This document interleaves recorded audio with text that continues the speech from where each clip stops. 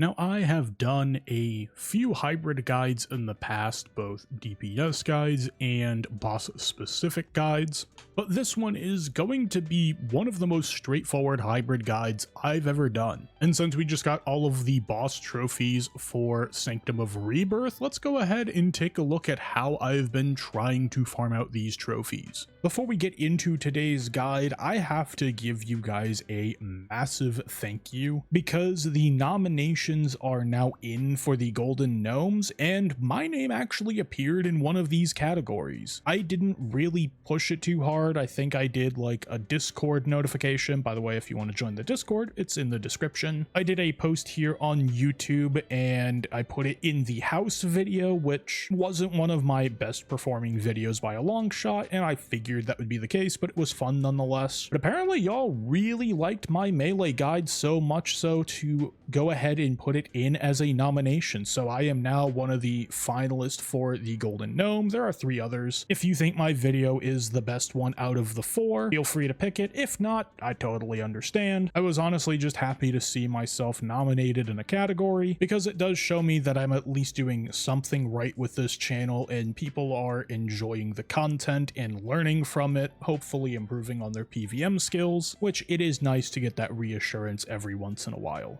I will leave a link in the pinned comment and the description below to the news post and a direct link to the finalist voting, and definitely fill out the other categories. If you see someone in there that you recognize or enjoy the content of, definitely fill out the other ones. Don't just do my name in there. But anyways, let's go ahead and get into this guide. So starting out with the usual place in my guides, it is the gear and inventory. Now in this guide, I'll try and be a little bit more short-winded on the explanation on all the gear and just kind of go over what I'm using, not why I'm using it in deep theoretical detail. You sure about that? And as you can see, I'm using a ranged and melee hybrid setup. This is pretty much the standard right now, as these are the 2 most damaging styles in game, leading us to the most kills per hour. And on the melee side of things, I have kind of just the standard tried and true setup of 4-piece vestments with enhanced gloves of passage. None of the bosses here are poisonable, so you don't have to worry about Cinderbanes. For perks, I just have my standard setup here of C4, R5, Impatient 4, Devoted 4, and on the legs, I have Biting 4, Mobile, and Ultimatums 4, Energizing 2. You will want Energizing 2 just for that little bit of extra accuracy on Nakatra. 120 combat's definitely helped at this place, but this is the one boss where you still want that little bit of extra edge on accuracy. For the pocket slot, we are using 1 scripture here. It is best in slot for both of these styles, so we will just throw it in here. It is the Scripture of Full. For the weapons here, I have my Consecrated Keris and my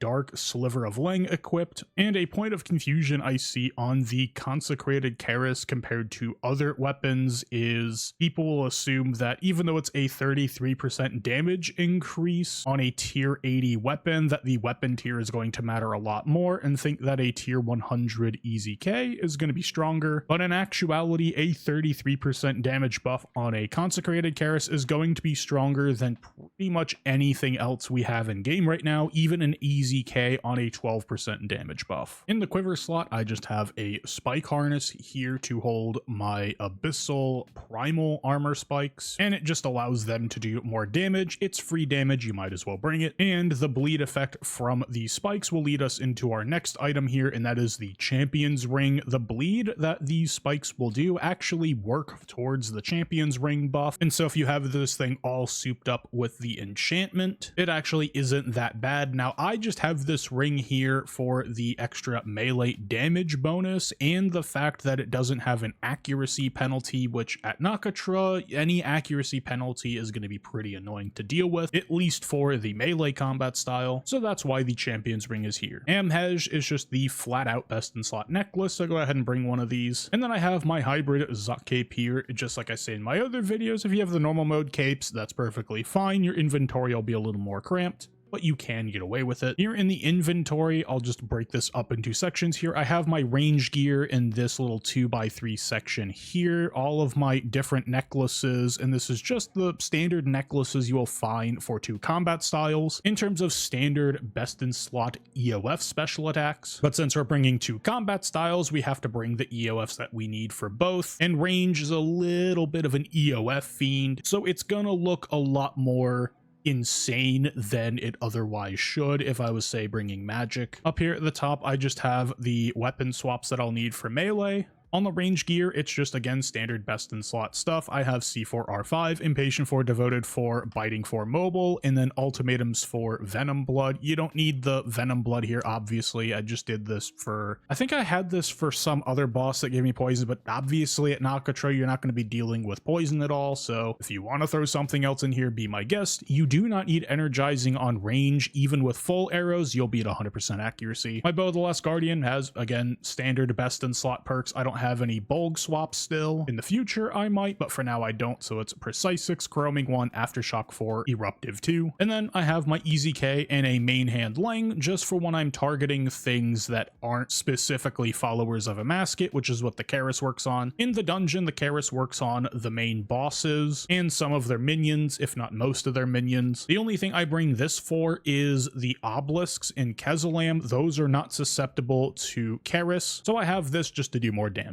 Now going through the individual EOFs here, these 3 here are just my standard ranged best in slot EOFs. I have the Seren God bow, I have an Eldritch crossbow, and I have a Gloomfire bow. And for melee, you normally only bring 1, and that is the Mercy Dagger, but I have a second very niche use case EOF, but it is very nice here for Sanctum of Rebirth and also places like a Masket, and that is a Dark Ice Shard EOF. Now it says here Dark Shard of Leng, but trust me, I did not throw off 500 or 1 bill or whatever the heck these things costed when I did this weapon into this EOF. I just took the tier 85 main hand that you make with some Nihilus remnants, some Blackstone hearts and glorious bars. I just took the tier 85 that costs like 25 mil on the GE, threw it in here and called it a day. And that is because the offhand can generate these primordial ice stacks, but it cannot activate the special attack. That is what the main hand is for. But if you use a weapon special attack inside of an EOF, it will take whatever damage benefits that are coming from the main hand that you have equipped at the time and apply those and calculate it in with the special attack. So if you have a cheap T85 EOF here, you will get basically a turbocharged Leng spec whenever you want it, and it is just nice to have. In the quivers, I just have 1 arrow type in each. I got rid of the Hydrix bolts that were sitting in here. You may have seen that in previous guides. If you've never seen a previous guide of mine, first off, welcome to the channel, but feel free to go into some of my previous videos. I try to keep up on which ones are outdated and which ones aren't. Obviously, entertainment videos or like loot videos are not going to be outdated because they were just for fun. But if you see something else that you like, say one of my DPS guides or something like that, feel free to check it out. But I digress. I have 1 arrow in each of these just so when I press the thumb button, it just puts that quiver on, and if I press it again, I can't accidentally go to a different arrow type. It just makes it dummy simple for me. If you want to put both your arrows into a single quiver and then bring something else in this preset, feel free. The Nexus here is just so I can use a Bone Shield and some defensives along with it. And then the rest of my preset is just standard stuff. I have a Blessed Flask, an Adrenaline Renewal Flask, a little bit of food here in case I screw up. I have Dread Nips here, and this is specifically for Kezalam. They kind of have this random stun mechanic, but you can average it out enough to where they are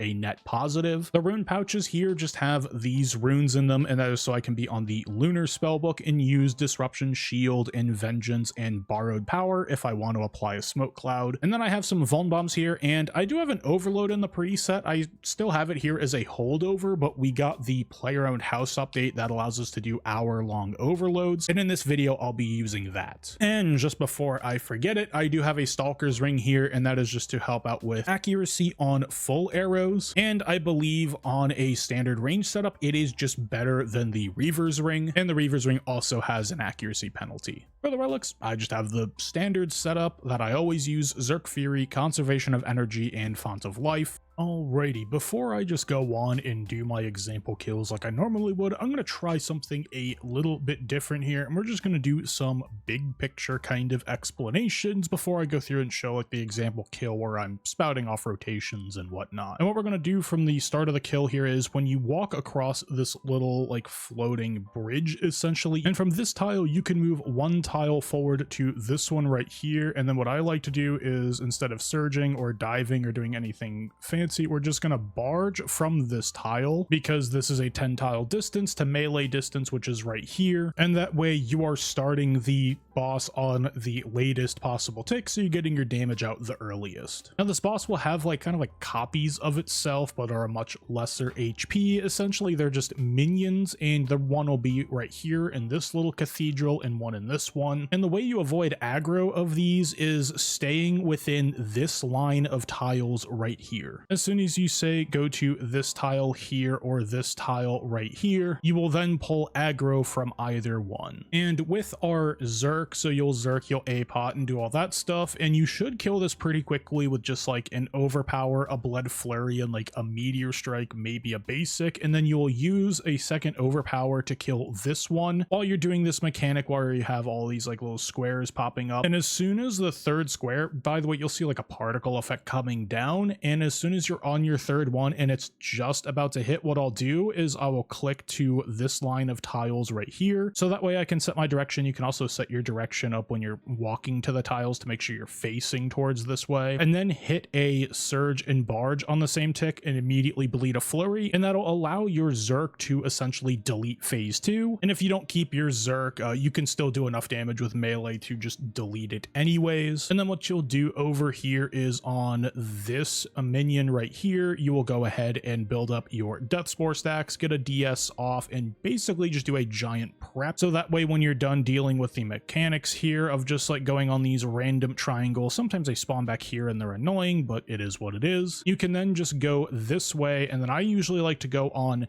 this line of tiles right here because you're probably not going to kill the minion over here, so I just like to stand over here to get out of aggro range of this guy, so that way I can just completely delete this boss within a minute and 5 seconds. I think has been my average here, probably more like a minute 7 because I do make mistakes from time to time, but that is the big picture idea for Vermyx. Let's go ahead and do an actual example kill. Alrighty, we have the preset loaded up and ready to go. Let's go ahead and do this example Vermyx kill.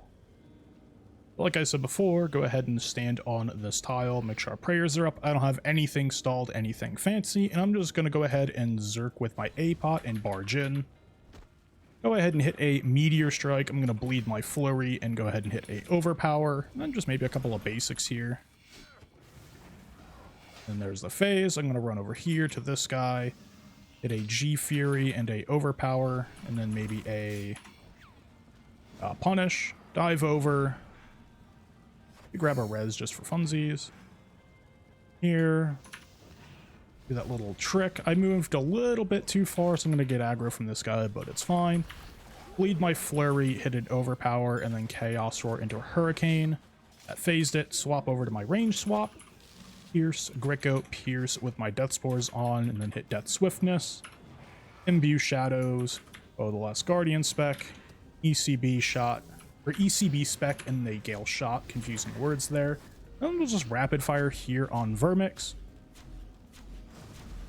Go ahead and hit a Gale shot into a Greco, into an SGB, into a dead shot, and that is the kill. Also, I used the wrong aspect here. I'm supposed to use vampirism, and I was wondering why I was kind of getting slapped around a lot, and that would definitely be why you don't need the penance one. But we'll go ahead and look at our loot. We didn't get anything, not even a trophy. It is what it is. Let's go ahead and move on to Kezalam. Alrighty, it is time to go over the big picture ideas of Kezalam before we do an example kill. And this tile that you see right here here, this is the one that you will spawn in on once you jump down and enter the instance. My character hasn't moved at all. And what's nice is you can immediately barge from this tile and just get into MD. I think this tile is MD, or it could be this one. I'm not quite sure, but I'm 99% sure this is the one. And the Zerk at the start should carry through phase 1, killing this obelisk and going back and doing some damage, a decent chunk in phase 2. When you're standing here, what you'll want to do is essentially finish phase 1 with your second overpower, and you can use backhands to kind of stun the boss and prevent Kezalam from continuing to do auto attacks, which is how Kezalam progresses into doing its special attacks. Dread Nips are also going to be helpful on this boss, but usually when I surge over in this direction, I'll end up on this tile over here, and then it's usually like a Chaos Roar into a dagger, a hurricane, and maybe a basic, and then after that I will surge back over and be somewhere in this area and do like another overpower, a flurry, a couple other things. But then once all of that is done, what I'll end up doing is kind of just walking around this way and then end up on this tile right here. And you can think of these tiles like if you just mirror it on the other side by looking at the floor decor, and then think of it also on this side. I drew the wrong one there, but this one right here and this one right here, these are like the 4 main tiles if you're using any distance combat style, essentially anything other than melee, where you can stand here and one of the special attacks you will just be completely negated as the floor tiles don't spawn here. On the other one where it's like the rings going around, you can just move in this way 3 tiles and then go back out 3 tiles. But while I'm doing this run around and ending up here, that's where I'm doing my death spores, getting my DS off. My DS should finish Kezalam's phase 2 by the first rapid. Maybe he'll require a little bit of extra persuasion with like a Gloomfire spec. I'll quickly kill the Soul Obelisk and then kill Kezalam. So this boss is a Zerk and a DS ideally in order to do the kill. And that example kill would look something like this. So I'll go ahead and just stand here. We'll Zerk with our APOT and then just barge in and do a Meteor Strike, deploy a Dread Nip, hit an Overpower, lead the Flurry. I'm going to hit Rend here so I can walk out, and then hit an Assault. Let this play out here. Another Overpower, and then a couple of backhands if I need them. That one there is phase. Make sure to equip my main hand Lang, do a Roar, Dagger spec into a Hurricane there. I actually surged through. That's kind of crazy. I've never done that before. But I just let the Flurry play out here. Maybe do a Lang spec EOF into another Overpower, Freedom, Target Cycle, Hurricane, swap over to my range swap, and just build up some Death Spore stacks here. Kind of get over to the ideal tile. Start at my DS, hit an Imbue Shadows, a Bulg spec, just run in to avoid that, an ECB, Gale Shot, and then a Rapid Fire, and also redeploy another Dread Nip. And hit like a Gloomfire here, maybe a Gricko into, oh, didn't need to do the Tendrils, and then maybe just another like Dead Shot, an SGB, another Gloomfire spec, maybe a Gricko into a Bulg, and then do another Rapid Fire.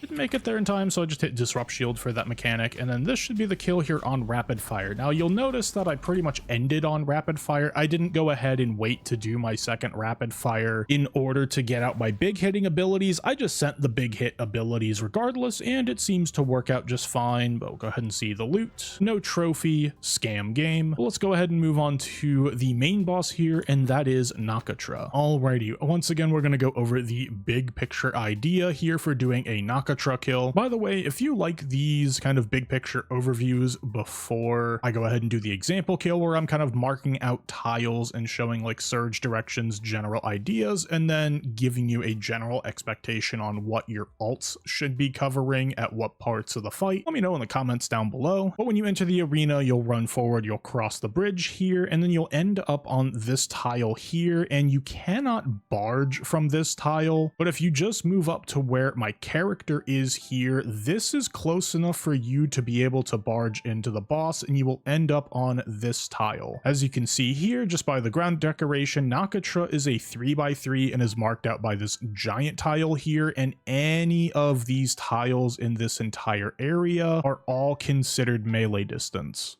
All right, I went ahead and changed the color out so it's a little bit easier to see, but again, any of these tiles are MD. And with doing the similar methods as I was showing before, kind of rotation-wise, we're going to be doing the same thing here, and you should skip the first magic onslaught that you would normally get in phase 1 just about every single time, and that first Zerk should be carrying you till around 620k at the worst end, but it should be getting you almost all the way to about 550 or even below, because phase HP for phase 2 is 480k. But once I'm done with my Zerk rotation, I will end up making my way over to this 4 set of tiles, this little 2x2 area, and it's right where 4 of the giant squares during the floor mechanics will intersect, so usually you can just dodge all of them by going between these 4 squares. And if you're standing on this tile specifically and you see all 4 of them highlighted while attacking Nakatra, you can then surge across in this direction and you'll end up over in this area. It's the same thing, just mirrored. This quadrant idea is the same. It's all just facing in towards Nakatra, but again, these are all corners where the big tiles meet up. And that's kind of the rule of thumb that I have figured out so far, is if I see all 4, I just surge over and then just surge back afterwards. And this will lead us here into phase 3, which is the dogs. And then when you go inside and deal with the, I believe they're the feline ox or I forget what they're called. I'm pretty sure they're feline ox. But during this phase, you will have a Nephili spawn in this area and one over here. What's nice about this instance is a lot of the stuff you can just learn the tile marks because it's a very intricate detail, so you can just kind of memorize where everything is and where you need to stand. It's something you'll pick up subconsciously just by running this boss. And this is where I like to use my death swiftness. Now for the Nephilis here, these are the tiles that are considered MD. I think you can even be over here in this area, but I just like to stand over here kind of close to them. And then I will just move up in this direction when the waves are coming, the ones that have the giant one coming through the center. I just run up here and then run back to MD, because if you're not MD on these things, you won't be doing any damage to them. And this one will die pretty quickly. Basically, as I have run out this way, this one will be dead. And then I just do a surge out this way and then dive in the same game tick. And then I end up right over here, basically in the MD spot for this Nephili. And this one gets deleted very quickly because we're using essentially an entire DS worth of damage in order to just delete 2 minions and do a little bit of pre-phasing on Naka. But after this, I will then run out this direction and then kind of run along the line here. Where the wave is coming towards you, I will just get barely outside of it, which I believe is this tile line right here. And then I'll just end up running to Naka during the animation where she's sending you into the other realm, the sand realm. And I'll just use that time to use a couple of more damage dumps, maybe a Gricko in order to get some adrenaline, and then maybe a smoke cloud if I'm really feeling a bit extra in order to get some damage for phase 4. And then I don't remember specifically what they're on, but the mosaics for phase 4 are like here, here, and then here. And then once they're done, whichever one I'm going to, I will end up on this tile right here and go back and forth between these 2 tiles while zerking in order to deal with the phase 4 mechanics. And that zerk should pretty quickly deal with phase 4. And just a short wrap up here, just so you remember everything, big picture wise. Phase 1 in most of phase 2 ideally will be taken care of by a single zerk, and then death swiftness, the start of it, will wrap up phase 2. Phase 3 will be done in completely with a death swiftness that is killing the Nephilis and then doing some damage on Naka as a pre-phase for phase 4. Inside the sand room, you'll just build up with melee and then zerk P4 into oblivion. It appears that I forgot to put up my webcam and no board for the last one. I'm still getting used to switching between free cam for these big picture and drawing explanations, and then remembering to put everything up for these examples, but I remembered to put it on for this kill, so let's go ahead and do this example kill. So we'll go ahead and zerk with our APOT here and then barge in, hit a meteor strike with a Vuln, overpower, bleed our flurry, and do a rend here into an assault. And I'm not going to move for this attack, I'm just going to pray mage for it. Do an overpower, chaos roar into a dagger spec. Dive away with a rend, run in, maybe do a hurricane and dive out with an overpower. Maybe hit like a G flurry and do another greater flurry. Wait for our overpower here and just press it. Maybe an easy K spec into a devotion, divert the third hit. And then here I'm just going to do a piercing shot, a Gricko into a piercing shot. Maybe a DS here. ECB spec and bulk spec. And here I'm just going to maybe do a piercing shot into another snap. And then a ECB in here. I'm just going to Gale Shot Rapid this Nephili here. Use magic for that and then do a Gale or a Gloomfire spec into that. Here I'm just going to Gricko, Dead Shot, and then Snap, and that's the minion dead. Gloomfire, maybe a piercing here and just hit like a smoke cloud, just get some damage for phase 4 with my melee swap. Then pray melee, just dive over to the storm and just basic up from here. Doesn't really matter what you press. I just use this opportunity to use to build adrenaline. If you want to speed it up, you can use a hurricane. But just make sure you're relatively high on adrenaline. Remember the pictures. We have cat and tornado there. Dive to the one that isn't there. Meteor striking on Nakatra. And then Zerk. Barge in. I'm going to press Venge and Disrupt here. Overpower. Bleed. Flurry. I like to immediately go for a Roar Easy K while running through. Basically, once you see that inner one expand, that's when you know you're good to go.